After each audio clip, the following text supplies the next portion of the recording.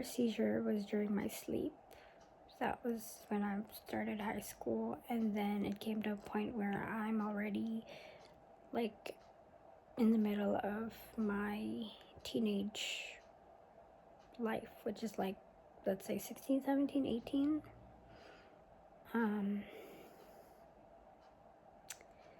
My epilepsy became a little bit of, I want to say I was already aware, because during the time when I was 12, I was not aware because I was asleep and I would wake up inside the ambulance. So that lasted for years. And then it jumped from that to having sudden seizures. You don't know when, you don't know where. I remember I had a seizure when I was in a room, and I couldn't control it. I was very aware of who was around me and where I was, and I couldn't move for seconds, maybe 1 minute. And it was scary for me because now you're aware and you know what's going on. And then there was a time, and I want to say 2023. Yeah, 2023. That I was in the car with my mom and my dad. We were picking up my sister, and I don't know if it was an aura or a completely seizure episode, but it lasted for 30 seconds. I was just leaning forward in the car because the car is parked and both my parents were there in the front seat, and I just laid there.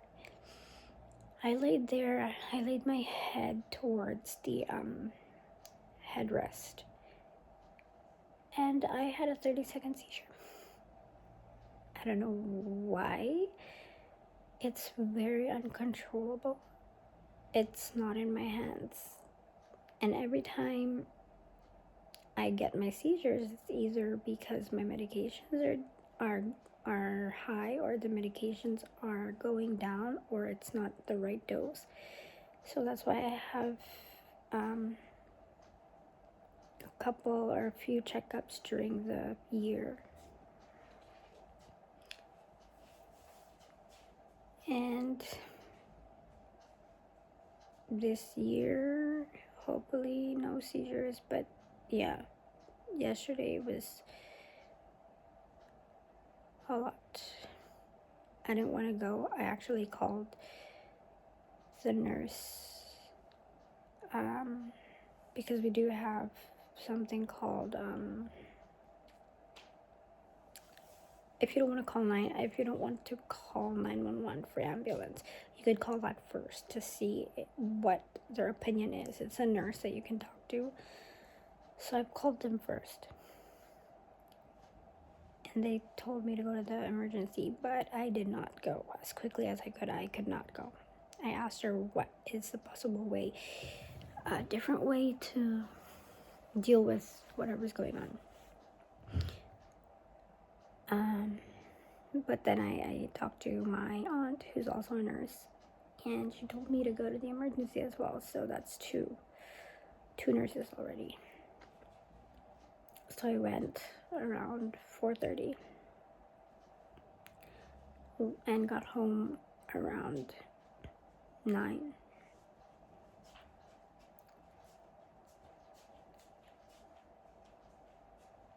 It's so hard to be sick or to go through these.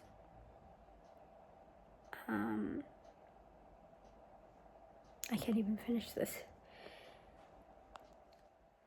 So I was born 5 months in the Philippines,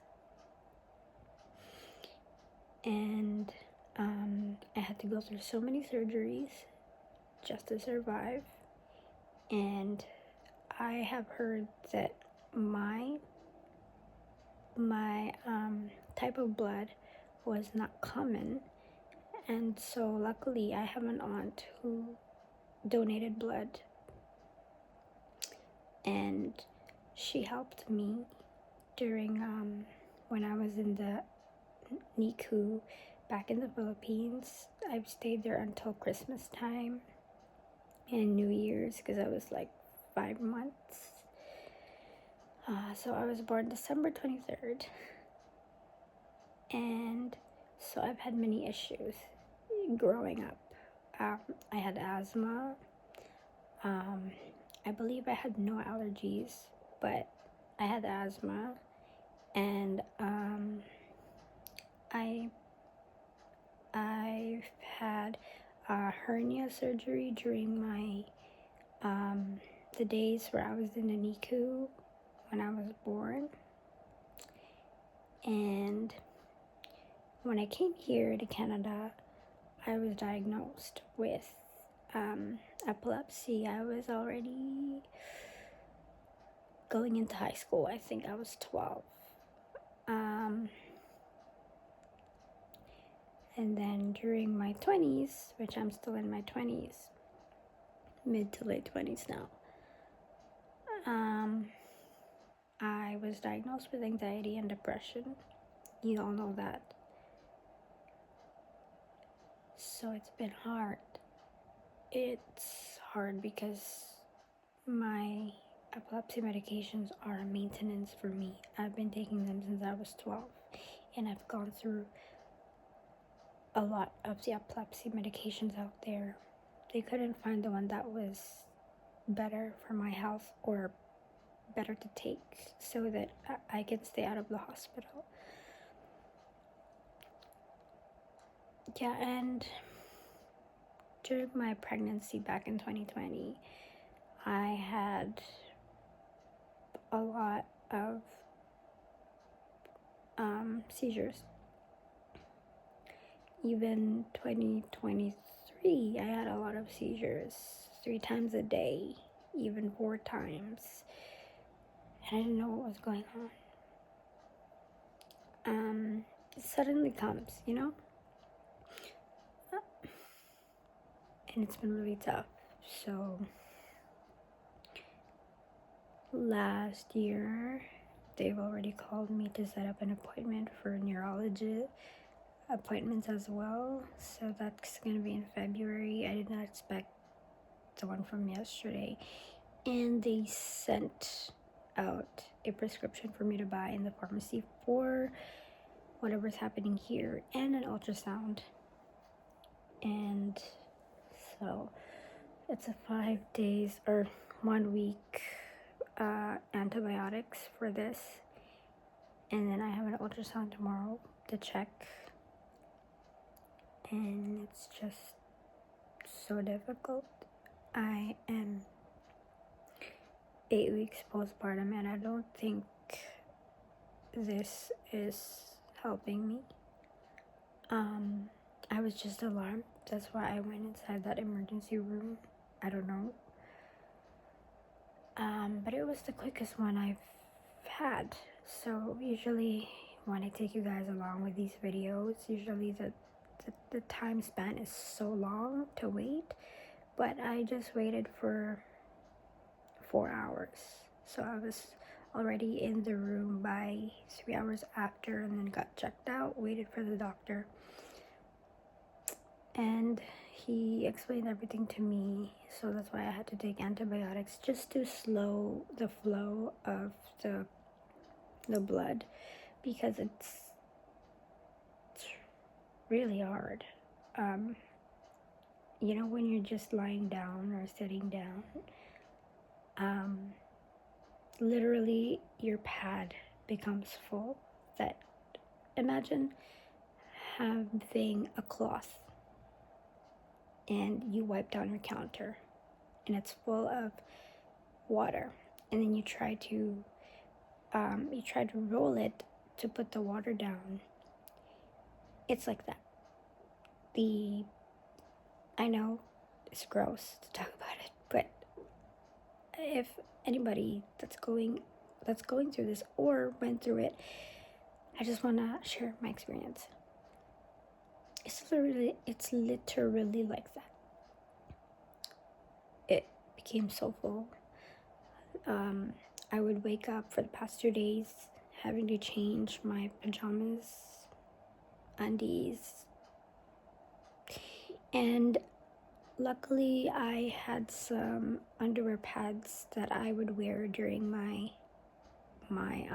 post-op C-section, because I was still bleeding a little bit that time, and I still had some left, like 3 or 2, and now I'm all out of it. And again, I was at the emergency with the underwear, with the pad underwear, and yeah, when I got home last night, the pads were full. Literally full. Like, dripping I'm just glad that it didn't drip through my pants last night during the talk with the doctor or during the emergency. But in the afternoon yesterday, yeah, it dripped and I had to change, and I was just lying down, and it's really hard because I don't know what's going on. There's a lot that's been going on, especially with my health issues. I've never shared anything about my health issues. More so what I've been through since I was born, which I will share with you through this vlog.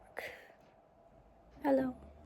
Let's do a January update. It is the middle of January already. Time is going by so fast. And again, like last year, I've been hospitalized. And it's just January. My New Year's resolution was supposed to be to stay out of the hospital, or like I can't really stay out of the hospital because I have neurology appointments that I need to get to. But what I mean is to stay out of, the emergency room, just to get checked out. But last night I was at the emergency and I did not expect to be in there again at that time and this month. So it's been really tough because we're at a almost 3rd month for baby, and Alyssa is still, we're all just trying to get ourselves back together, and that's what I've been trying to do for myself as well. But so I'm just letting you in on what is going on. Let's try to piece this all together because I want to be able to share with you what's been happening, because it's the only time I have. So currently I am 8 weeks postpartum as of this week, and I just got my period, and I believe it's my 6th day, and between 4th, 5th, and 6th day, so 3 days, I've been having a lot of, because I thought it was pretty normal, but starting my period, I didn't have any period pains, but in the middle of it, which is the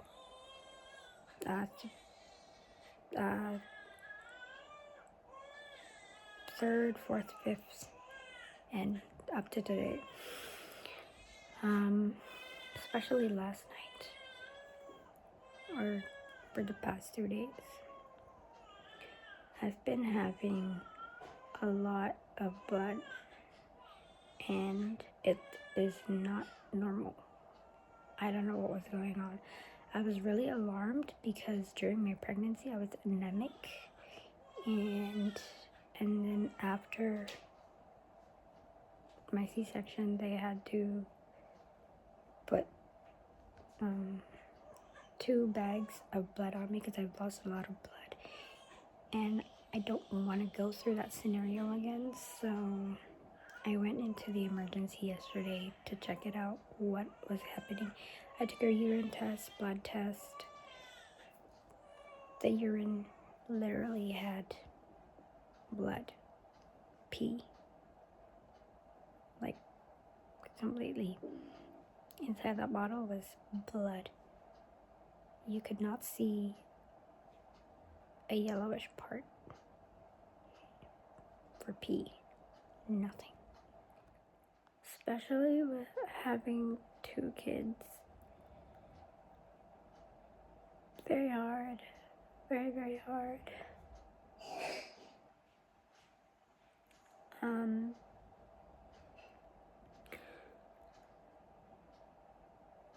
I don't know whether because I was born really early, that's why my symptoms are just coming in during my teenage years and now mid and late 20s. I'm so tired of having medications, antibiotics that needs to be taken if ever I have something like this. I was also diagnosed with anxiety and depression, and I'm still going through the assessment for that. When I thought it was already done, when I thought that I don't feel I have an anxiety and depression anymore.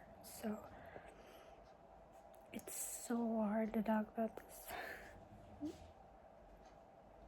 But I wanted to come on here and just let out my emotions because I can't let them out with anybody else.